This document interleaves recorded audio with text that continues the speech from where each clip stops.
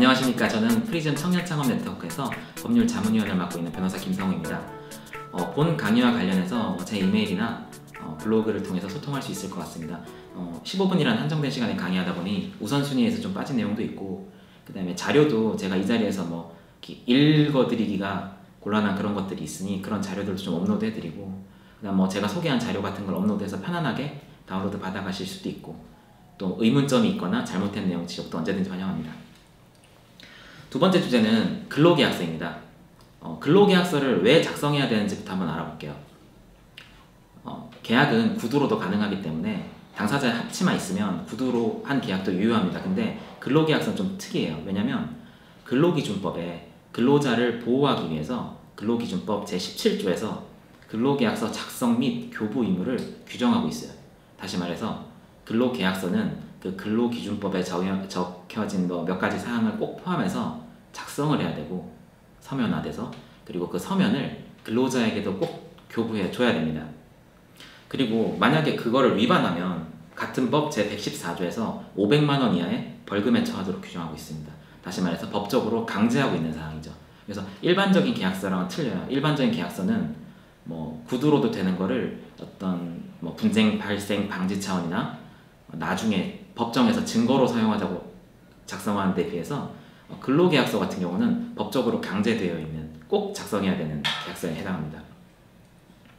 그러면 근로기준법을 이제 직접 한번 보실 수 있는데, 보시다 보면 중간에 근로자, 사용자 이런 용어들이 등장을 해요. 그러면 이제 우리가 대충 그 이미지를 갖고 있어요. 근로자 그러면 월급 받는 사람, 그리고 사용자 그러면 사장님 이런 느낌이 있는데, 그게 생각보다 실무에서는 문제가 많이 되는 게 이게 이런 직업이 근로자인지 아닌지가 조금 모호한 측면들이 있습니다. 그래서 대법원 판례도 굉장히 많고요. 그래서 대법원 판례도 이제 예를 들어서 같은 직업의 경우, 학원 강사의 경우에 1996년 대법원 판례에서는 학원 강사가 근로자가 아니라고 본 판례가 있어요. 근데 2006년에는 학원 강사가 근로자라고 본 판례가 있습니다. 다시 말해서 그 학원 강사가 실제로 일하는 어떤 근로 행태에 따라서 근로자성을 인정하기도 하고 부정하기도 하는 것이죠.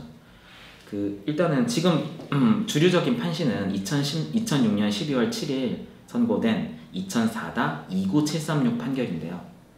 이 판결 내용을 간단하게 읽어드리겠습니다. 근로기준법상의 근로자에 해당되는지 여부는 계약의 형식이 고용계약인지 도급계약인지보다 그 실질에 있어서 근로자가 사업 또는 사업장에 임금을 목적으로 종속적인 관계에서 사용자에게 근로를 제공하였는지 여부에 따라 판단하여야 하고, 여기서 종속적인 관계가 있는지 여부는 쭉 예시를 들어놨고요. 그 다음에 결과적으로 이제 종속성은 경제적, 사회적 여러 조건을 종합하여 판단해야 된다. 이렇게 쭉 나와 있어요. 이게 판례가 되게 길어서 일단 제가 여기까지만 읽고요. 이걸 제가 정리를 해봤는데, 대법원은 근로자성 판단 시에는 사용 종속관계 존재 여부에 따라 근로자성을 인정하겠다는 입장이에요. 종속성에 따른 입장이고, 그 종속성은 사용관계의 존재 여부는 계약의 형식이나 명칭이 아니라 계약 내용의 실질적인 부분을 검토하겠다고 했습니다. 그리고 그러면 그 실질적인 내용은 어떻게 보냐면 그것을 둘러싼 재반 요소를 종합적으로 고려해야 판단한다는 것이죠. 그러니까 여전히 이제 모호한 기준이 있는데, 그럼 실제 사례로 한번 설명을 드릴게요. 예를 들어서 학원 강사인데 학원 경영자와 강사 사이에 근로 조건에 대한 구체적인 어떤 계약이 없이 그 다음에 이제 수강생들이 납입하는 수강료에 대한 수입을 5대5로 나눈다, 이런 계약을 했어요. 그러면 학원 강사들 사이에도, 그 학원은 학원 강사들 사이에도 수강생 숫자가 다를 수가 있죠. 인기 강사 수강생이 굉장히 많을 거고, 조금 이제 수강생이 적은 강사도 있으니까, 그러면 강사들 사이에서도 강사료가 달라지게 되겠죠. 5대5로 이제 학원이랑 나누니까. 그 다음에 같은 강사라고 해도 매달 수강생이 변하는 거에 따라서 강사료가 변하게 됩니다. 이거는 거의 동업계약이라고 봐야지 근로자로 볼 수가 없어요. 이게 대법원 그렇게 판단을 했고, 그 다음에 이제 2006년 판례에서는 어떤 상황이었냐면, 부산학원이라는 상황의 종합반 강사들인데, 이 경우에는 출근 시간, 퇴근 시간이 정해져 있고, 강의 시간 및 강의 장소가 지정이 되고요. 그 다음에 이 출근 시간이 정해져 있으니까 사실상 다른 사업장에 노무를 제공할 수가 없어요. 그리고 시간당 강사료가 있으면 한 달에 내가 몇 시간을 강의했다는 걸로 시간에다가 강사료를 곱해가지고 강사료를 지급을 했거든요. 그러니까 수강생 수가 늘던 적던 학원에 수강생 수가 늘고 적고 하는 학원에서 받는 수익이 강사의 월급과 영향이 없는 거예요. 강사는 본인이 강의한 시간만큼만 돈을 받아가니까요. 이런 경우에는 근로자에 해당한다고 봤습니다.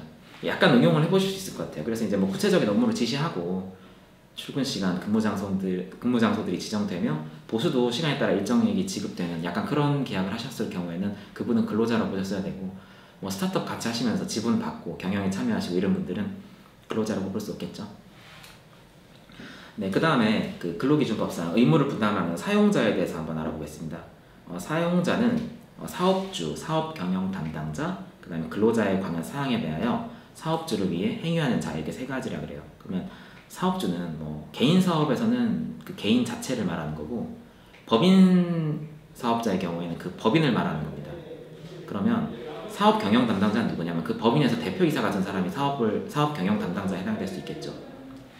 그리고 세 번째, 근로자에 관한 사항에 대해서 사업주를 위해 행위하는 자는 사업주로부터 그 권한을 위임받아서 자신의 책임 아래 근로자를 채용하거나 해고 등의 인사처분을 할 수 있고, 직무상 근로자의 업무를 지시, 감독하며 근로시간이나 임금 등 근로조건에 관한 사항을 결정하고 집행할 수 있는 자라고 해요. 그러니까 뭐 이런 이제 행위를 하는 사람이라면 꼭 사업주나 사업 경영 담당자가 아니라도 근로기준법에 의무를 부담하는 사용자가 될 수 있는 거예요. 네, 그리고 이제 아마 이 영상을 보시는 많은 분들은 근로자 입장보다는 사용자 입장에서 보실 것 같아서 이제 근로기준법상 여러 의무를 준수하셔야 될 거고, 그 중에서 근로계약서 작성 부분을 한번 알아보겠습니다. 네, 구체적인 작성 방법인데요. 근로계약서는 그러니까 근로계약서도 역시나 이제 근로기준법상의 그 법 규정이 되어 있는 그런 의무들만 지키면 형식은 자유롭게 쓰셔도 되는데, 좀 편안하게 쓰시려면 고용노동부 홈페이지에 가면 표준 근로계약서 양식을 다운로드 할 수 있어요. 그 고용노동부에 가셔서 홈페이지에 보면 네 번째 정보공개 탭이 있고, 정보공개 탭에 보면 자주 찾는 자료실이 있고요. 거기 가면 거기 가서 이제 표준 근로계약서 아니면 그냥 근로계약서라고 검색어를 주시면 서식 모음이 있습니다. 그래서 근로기준법상 꼭 포함되어야 되는 내용이나 주의하여야 되는 사항들이 이미 반영돼서 작성되어 있어요. 그래서 표준 근로계약서에 빈칸을 채워나가는 방식으로 작성하면 대부분 문제없이 만들어집니다. 2장 정도 작성하셔서 한 장은 근로자한테 주시면 됩니다. 앞서 말씀드렸듯이 꼭 교부하셔야 되기 때문에요.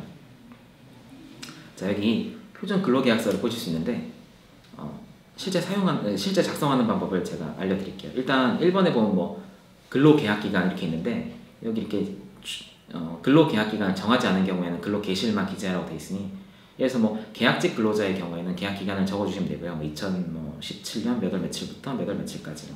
정규직의 경우에는 계실만 적어주시면 됩니다. 그리고 이제 근로 장소, 업무의 내용 이런 것들은 그 상황에 맞춰 적으시면 되고, 이 소정 근로시간과 관련하여 근로기준법 제54조에는 4시간당 30분씩의 휴게시간을 부여하도록 되어 있어요.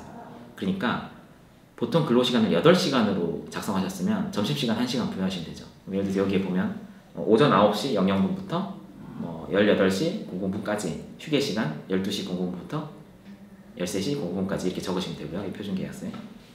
그 다음 근무일, 휴일 관련해서는 법 제55조에서 일주일에 1회 이상은 유급휴일을 부여하라고 되어 있어요. 그러니까 일주일에 1회 이상 그 휴일을 규정해서 적어주시면 되고, 임금 항목도 세부적으로 적으셔야 됩니다. 여기 보면 뭐 월급, 1급, 시간급 체크할 수 있고, 얼마, 상여급이 있는지 없는지, 있으면 있다, 얼마, 없으면 없다, 기타 급여도 제 수당이 있다, 없다, 그리고 있으면 얼마, 이런 것 좀 적어주시면 되고요. 양식에 다 나와 있으니까. 그 다음에 임금 지급일을 꼭 적어주셔야 되는데, 매월이나 매주, 매일 이런 식으로 며칠 날 주실 건지, 그 다음에 휴일의 경우에는 전일날 지급한다, 이런 것도 다 적혀져 있어요. 지급 방법, 근로자에게 직접 지급해라, 직접 지급하든지 아니면 근로자 명의의 예금 통장에 입금하실 건지, 그런 것도 다 체크하실 수 있게 되어 있고, 7번의 연차 유급휴가의 경우에는 법 60조 이하에 규정되어 있는데, 이 부분은 이게 이제 근로기준법은 기본적으로 5인 이상의 근로자가 있는 사업장에 적용이 됩니다. 5인 이하, 그러니까 4인 이하의 사업장에는 근로기준법이 적용이 안 되고 일부만 적용이 돼요. 근데 이제 연차 유급휴가는 5인 이상과 4인 이하가 구분이 되는 부분이라 5인 이상은 연차휴급 휴가를 꼭 해주셔야 되는데 4인 이하에서는 연차휴급 휴가가 발생하지 않습니다. 그래서 뭐 근로자의 수에 따라서 적용되는 상황이 다를 거고요. 그리고 고용노동부에 가시면 제가 이거 보여드린 건 그냥 표준근로계약서인데 이외에도 18세 미만의 연소근로자나 건설 일용 근로자, 그 다음 단시간 근로자 고용계약서도 함께 업로드되어 있으면 참조하시면 될 것 같아요. 그리고 위 계약서는 어디까지나 표준 근로계약서일 뿐 각자 스타트업의 상황에 맞게 수정하여 사용하시면 더 좋을 것 같습니다. 참고로 근로기준법 제42조에요. 근로계약서도 보존 의무가 있는 서류에 해당하기 때문에 꼭 보존해 주셔야 된다는 것도 염두에 두시고요. 그래서 이제 오늘 강의 요약을 하면 근로계약서는 서면으로 작성하고 꼭 근로자에게 교부해 줄 것. 근로자가 원하지 않더라도 주셔야 돼요.